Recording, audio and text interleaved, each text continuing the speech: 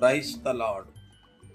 கிறிஸ்துவுக்குள் எனக்கு மிகவும் பிரியமானவர்களே, ஆண்டவர் இயேசு கிறிஸ்துவின் நாமத்தினாலே உங்களுக்கு மிகுந்த சமாதானம் என்று நான் உங்களை வாழ்த்துகிறேன்.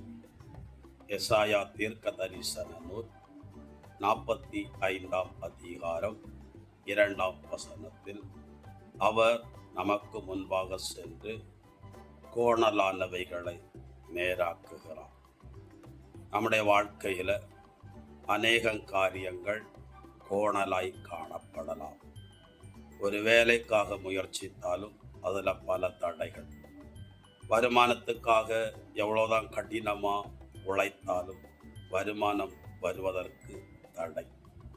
பிள்ளைகளுடைய திருமணங்களிலானாலும் முயற்சிக்கிறோம், அது சரியாய் கைகூடி வராதபடி தடை.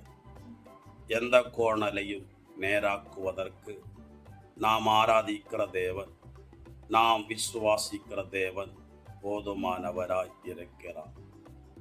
ஈசாக்கின் திருமண காரியத்தில் சரியான பாதையில் எலையசர் என்கிற மனுஷனை ஆண்டவர் நடத்தி சென்றார். அதுபோல சரியான பாதையில் செம்மையான வழிகளில் நம்மை நடத்தி செல்லவும், நம்முடைய காரியங்களை வாய்க்க செய்யவும் நாம் தேடுகிற ஆண்டவர் இயேசு போதுமானவர். தைரியமாய் காணப்படுங்கள், மனமகிழ்ச்சியோடு காணப்படுங்கள். சிறையிருப்பான காரியங்களெல்லாம் நிச்சயமாய் உங்களை விட்டு அகலும்.